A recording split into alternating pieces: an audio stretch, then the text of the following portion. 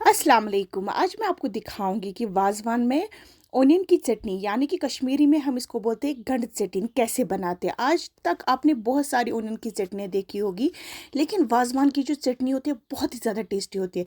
जिसके लिए हम यहाँ पे ओनियंस लेंगे, आप देख सकते हो। अब हम ओनियंस को अच्छे से पीलिंग करेंगे। हमें खाली ओनियन की जो ऊपर वाला जो पील है इसको हमें हटा देना है। आपको पता है कि वाज़वान में जो ये ओनियन की चटनी है ये कश्मीर में बहुत ही ज़्यादा फेमस है। और आज तक ये सोच रहे हैं कि ये कैसे बनाते हैं वाज़ा, बहुत ज़्यादा कोशिश भी की लेकिन टेस्ट वो नहीं आता है। आज आपको खुद दिखाएगा कि वाज़वान में वाज़ा कैसे ओनियन चटनी बनाएगा जो बहुत ही ज़्यादा टेस्टी बनती है और बहुत ही ज़्यादा आसान है बनाने में। हमें बस ओनियन की ऐसी कटिंग करनी है, बहुत ही बारीकी से हमें इसको काटना है। अगर आपको पीलर है आप पीलर की मदद से भी इसकी कटिंग कर सकते हो।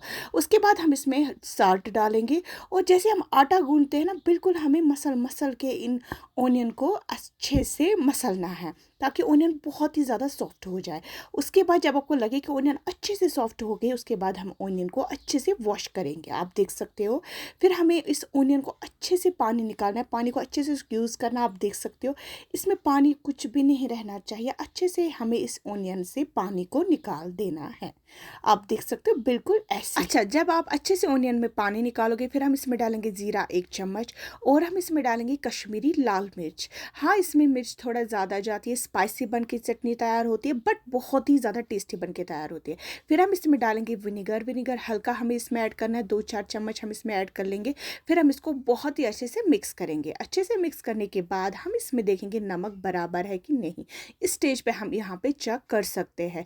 यूं ही आपको लगे कि नमक कम है तो यहाँ पे हम इसको ऐड कर सकते हैं। फिर हम इसको और अच्छे से करेंगे। मिक्स करने के बाद ही हमारी जो वाज़वान गणित चटनी है बिल्कुल तैयार हो गई। वीडियो अच्छी लगी तो लाइक शेयर सब्सक्राइब भी करिएगा। अल्लाह हाफिज़।